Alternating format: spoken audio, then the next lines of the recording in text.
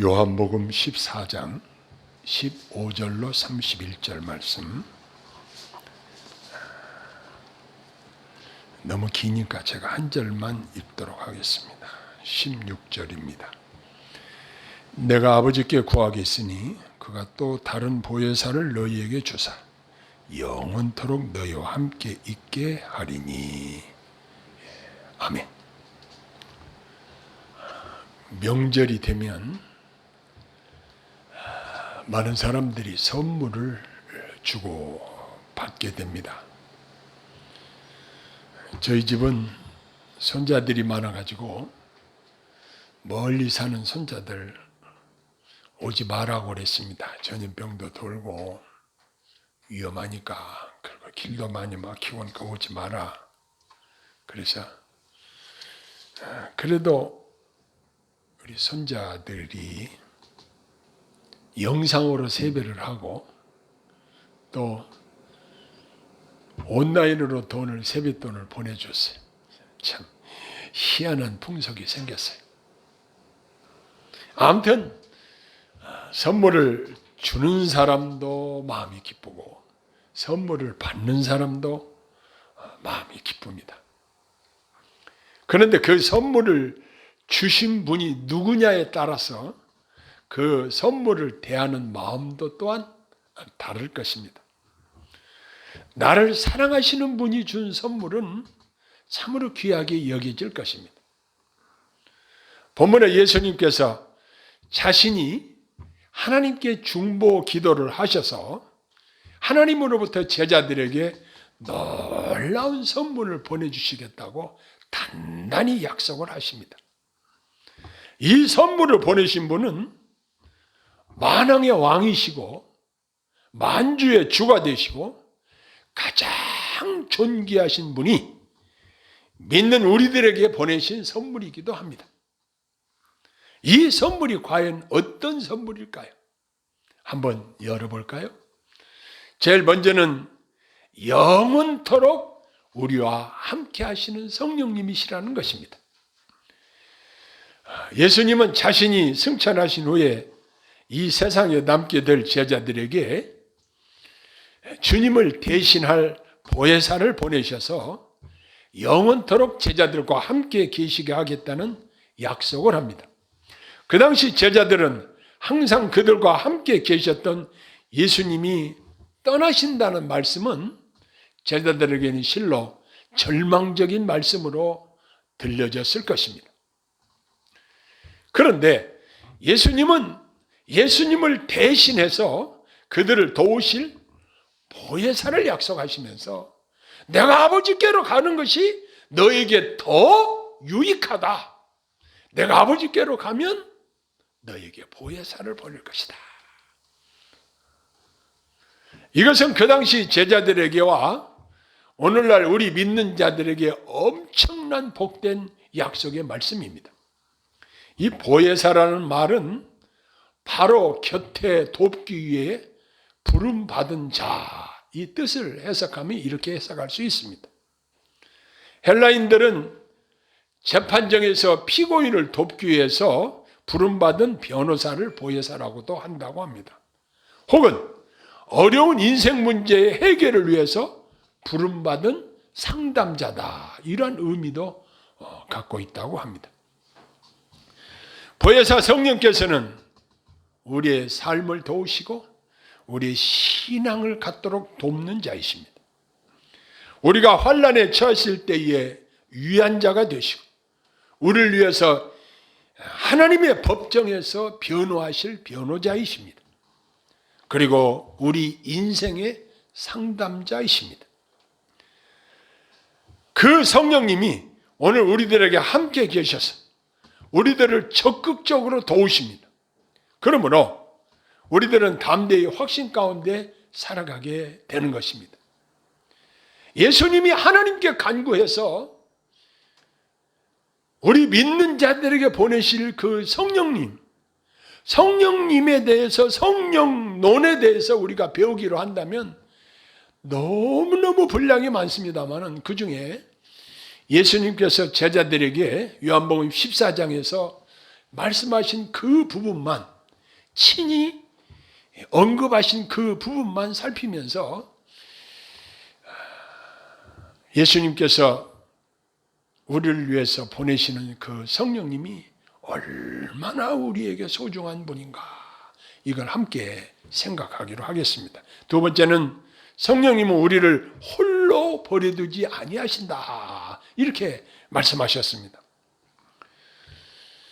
이 세상 아이들이 자라면서 부모의 보호를 받고 부모가 먹이고 입히고 모든 쓸 것을 공급해주고 그런 상황에서 아이들이 자라면 그 아이들은 부족함이 없이 행복하게 잘 자라지만, 어렸을 때부터 버려져서 고아로 자란다고 한다면 참으로 불쌍한 아이들이라고 할 수 있을 것입니다.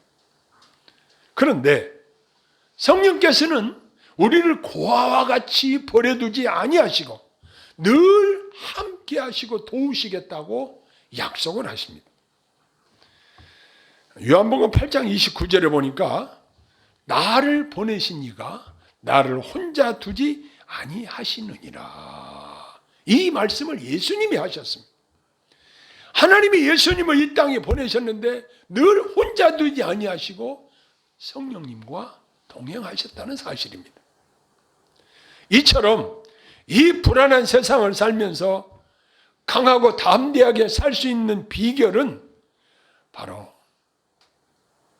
예수님이 보내신, 하나님이 보내신 성령님이 우리와 함께 계시다는 이 사실입니다.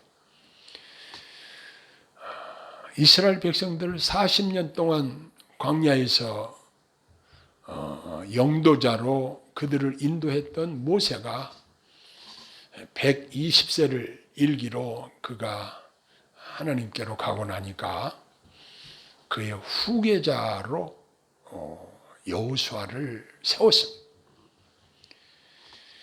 하나님께서는 이 눈의 아들 여호수아에게 첫 번째로 당부하신 말씀이 있습니다. 여호수아 1장 5절로 6절에 보면 내 평생에 너를 능히 대적할 자가 없으리니 내가 모세와 함께 있던 것 같이 너와 함께 있을 것임이니라. 내가 너를 떠나지 아니하며 버리지 아니하리니 강하고 담대하라. 너는 내가 그들의 조상에게 맹세하여 그들에게 주리라 한 땅을 이 백성에게 차지하게 하리라 그랬습니다. 여자와 아이들 숫자를 빼고 장정들의 숫자만 60만 명을 이끌고 가나안 땅에 들어가는 일이 결코 쉬운 일이 아닙니다. 모세의 경우를 보면은 조금만 백성들이 마음이 분노하고 이렇게 되면 돌을 들어 치려고 할 때가 많았습니다. 원망이 많았습니다. 그런데 하나님께서는 여호수아에게 내가 너를 떠나지 아니하고 함께 있을 것이다. 그러니 마음을 강하게 하고 담대히 하라. 우리 그리스도인들이 이 세상을 강하고 담대하게 살 수 있는 비결이 어디에 있습니까? 하나님의 영이 우리와 함께 하신다는 사실입니다. 이것 때문에 우리가 강하고 담대하게 살 수 있는 비결이 바로 여기에 있는 것입니다. 그 다음에 우리 성령께서는 가르치고 또한 생각나게 하신다, 이렇게 말씀하셨습니다. 26절에 보니까 보혜사 곧 아버지께서 내 이름으로 보내실 성령, 그가 너희에게 모든 것을 가르치고 내가 너희에게 말한 모든 것을 생각나게 하리라 그랬습니다. 가장 위대한 교사는 성령님이십니다. 유능한 교사는 먼저 잘 가르쳐야 하고 가르친 내용이 잘 생각이 나게 하도록 해야 훌륭한 교사입니다. 믿는 우리가 반드시 알아야 할 진리의 말씀을 성령께서는 친히 가르치십니다. 가장 효과적으로 그 핵심 진리를 잘 알 수 있게 가르쳐 주십니다. 저는 이 하나님의 말씀을 가르치는 일을 평생 동안 해오면서 아주 실감나게 느끼는 것이 뭐냐면, 내 지혜로, 내 지식으로 하나님의 말씀을 전달한다고 한다면 이것은 한계가 있다. 그래서 하나님의 성령께서 위대한 교사이기 때문에 저를 도구로 사용하셔서 성령께서 친히 가르쳐 주시기를 위해서 기도합니다.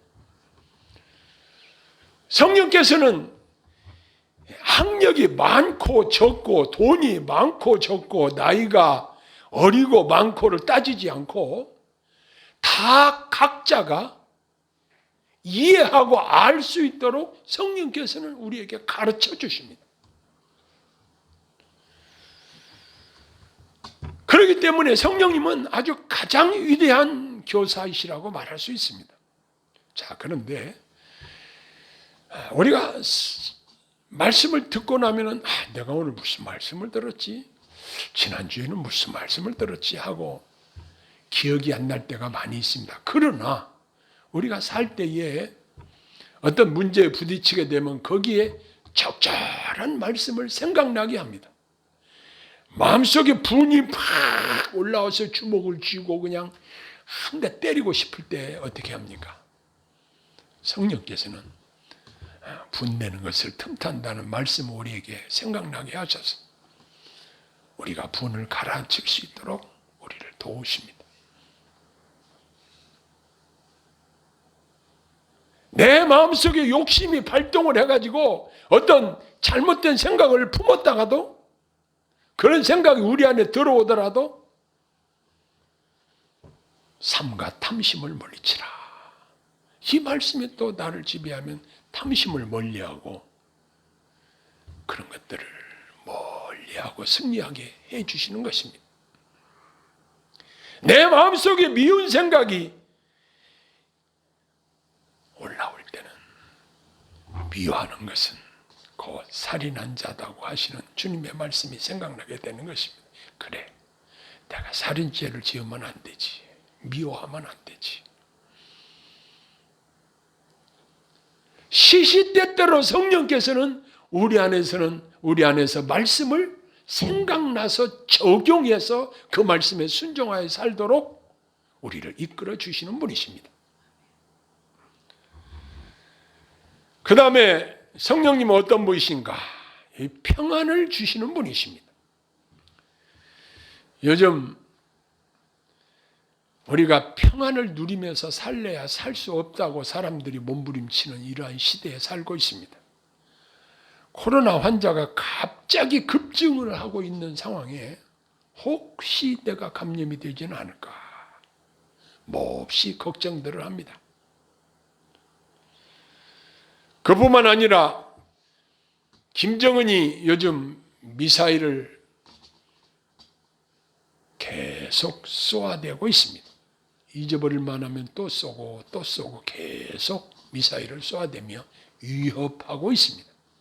아니, 남한은 물론이고 일본은 물론이지만 미국까지 위협한다고 큰 소리를 꽝꽝 치고 있습니다. 대륙간 탄도탄을 개발해서 우리는 충분히 미국을 공격할 수 있다. 큰 소리를 칩니다. 천만의 말씀이죠. 역사를 더듬어 보면은 교훈을 삼을 수가 있는데, 일본 사람들이 한국을 집어먹고 중국을 집어먹고 이제 미국을 치려고 진주만을 폭격을 했을 때입니다. 미국 공군기가 급습을 해가지고 진주만 그 미국 해군 기지를 폭격을 해서 엄청난 피해를 입혔습니다. 그때 미국에서 가만히 있었나요? 히로시마와 나가사키에 원자폭탄 2발을 딱 떨어뜨리고 나니까 일본이 손을 번쩍 들어버렸죠.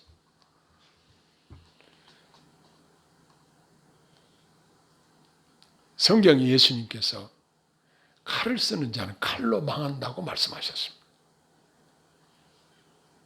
아무리 북한에서 핵무기, 미사일을 개발했다고 할지라도 그것 때문에 지금 북한이 전 세계로부터 고립되어 있고 지금 가난하게 살고 있고 북한 백성들이 굶주림을 경험하고 있는 거 아니겠습니까?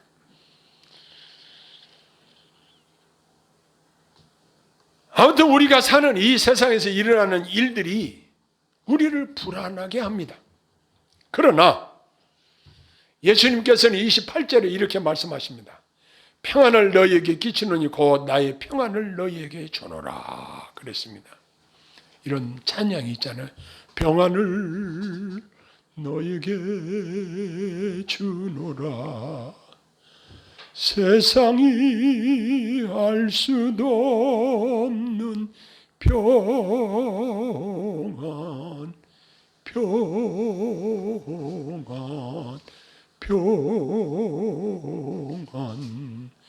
평안을 내게 주노라.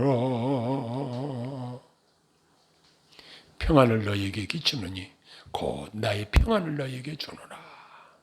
내가 너희에게 주는 것은 세상에 주는 것과 같지 아니하니라. 너희는 마음에 근심도 말고 두려워하지도 말라. 마귀는요, 우리를 불안에 벌벌 떨게 하고 염려하게 하고 근심하게 합니다. 그러나 성령께서는 우리 마음에 평안을 주십니다. 그 다음에는 성령님은 우리에게 믿음을 주십니다. 이제 29절에 보니까 이제 일이 일어나기 전에 너희에게 말하는 것은 일이 일어날 때에 너희로 믿게 하려 함이라 그랬습니다. 주님 십자가 지시고 부활하시고 승천하신 그 일이 일어날 때에 제자들로 하여금 믿게 하시려는 예수님의 말씀입니다. 우리가 믿음을 가질 수 있는 것은 성령님이 믿을 수 있도록 도와주셔야 믿을 수 있는 것입니다. 이렇게 엄청난 선물인 성령님을 보내주셨습니다. 왜 그렇습니까? 믿음은 사람들이 대표적으로 귀하다고 생각하는 금보다 귀한 것이 믿음이라고 그랬습니다. 금은 모든 귀한 것들의 대표라고 말할 수 있잖아요. 금보다 귀한 믿음이 있어야 구원을 얻기 때문에 이 믿음을 누가 주시는가? 바로 성령께서 우리에게 주신다는 사실입니다. 우리들이 주님을 사랑하지 않을 수가 없습니다. 우리가 성령님을 사랑하지 않을 수가 없습니다. 그러면 주님을 사랑한다는 증거가 우리에게 나타나야 되는데 그 증거가 무엇일까요? 15절에 보니까 너희가 나를 사랑하면 나의 계명을 지키리라 그랬습니다. 예수님께서도 부활하셔서 제자들에게 가장 관심을 가지신 것이 내가 이 사람들보다 나를 더 사랑하느냐. 그러고 난 후에 사랑을 확인하신 후에 내 양을 먹이라 말씀하셨습니다. 그런데 여기 15절 말씀에 보면은 주님을 사랑하게 되면 주님의 계명을 지킨다. 계명은 대표적으로 새 계명을 너희에게 주노니 서로 사랑하라 말씀하셨습니다.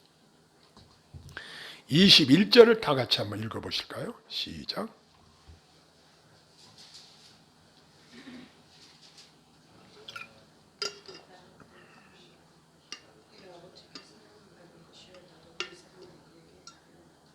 아멘. 나의 계명을 지키는 자라 나를 사랑하는 자니. 지금 이걸 반복해서 말씀하십니다. 나를 사랑하는 자는 내 아버지께 사랑을 받을 것이요. 나도 그를 사랑하여 그에게 나를 나타내리라. 23절에도 한번 읽어보면 이게 또 반복해서 말씀하시는데요. 예수께서 대답하여 이르시되 사람이 나를 사랑하면 내 말을 지키리니 내 아버지께서 그를 사랑하실 것이요 우리가 그에게 가서 거처를 그와 함께 하리라 그랬습니다. 사람이 예수님을 사랑하면 내 말을 지킨다 그랬습니다. 사람과 사람끼리도 사랑하게 되면 사랑하는 사람을 기쁘게 하기 위해서 가진 노력을 다합니다. 마찬가지로 우리가 주님을 사랑한다고 하면 주님이 우리에게 하신 말씀대로 살기를 소원할 것입니다. 이제 우리가 오늘 이 말씀을 정리를 한번 해보자고 한다면 예수님께서 하나님께 중보 기도를 통해서 제자들과 오늘날 우리들에게 놀라운 선물, 즉 성령님을 보내주시겠다는 약속을 하셨고 그 약속을 준행하셨습니다. 사도행전에 보면 제자들에게 오순절 마가 요한의 다락방에서 기도하고 있을 때에 불의 혀같이 갈라지는 역사가 나타나고 그들에게 성령님이 임재하시고 난 후에 그들이 담대하게 그리스도의 복음을 전파했던 것을 우리는 알고 있습니다. 그 성령께서 항상 우리와 함께 하신다는 이 사실을, 그리고 그분이 나를 도우신다는 것을 의식하고 그 성령님 사랑하고 성령님께서 생각나게 하시는 대로 주님의 말씀대로 순종하여 살기를 소원합니다. 이렇게 산다고 한다면 주님이 저와 여러분의 인생을 책임지실 것입니다. 주님이 우리에게 요구하시는 것은 너희가 나를 사랑하느냐? 그리하면 내 계명을 지킬 것이다. 주님의 계명을 지키지 않는 자가, 주님의 말씀을 지키지 않는 자가 주님을 사랑한다고 하면 이것은 어울리지 않는다는 것입니다.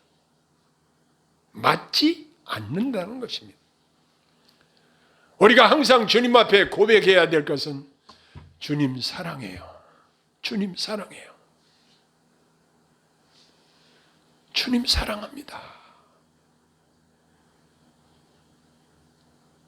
우리 주님께서도 우리를 사랑하신다고 말씀하셨고 친히 우리를 사랑하셔서 십자가에 몸버려 피 흘려 속죄 제물로 죽으셨습니다. 우리도 주님에 대한 사랑을 어떻게 반응하면서 살아야 될까요? 주님의 말씀대로 순종하여 삶으로 말미암아 주님의 사랑에 보답하고 그 사랑을 실천하며 사는 복된 성도들이 될 수 있기를 소원합니다. 기도하겠습니다. 하나님 아버지, 오늘도 너무나도 귀한 말씀을 저희들에게 마음판에 새겨주신 것을 감사합니다. 성령께서 친히 저희들 신비에 이 말씀을 새기게 해주시고 시시때때로 이 귀한 말씀이 생각나게 하시고 이 말씀대로 순종하여 지키며 살 수 있도록 저희들에게 은혜를 허락하옵소서. 예수님 이름으로 감사하며 기도하옵나이다. 아멘.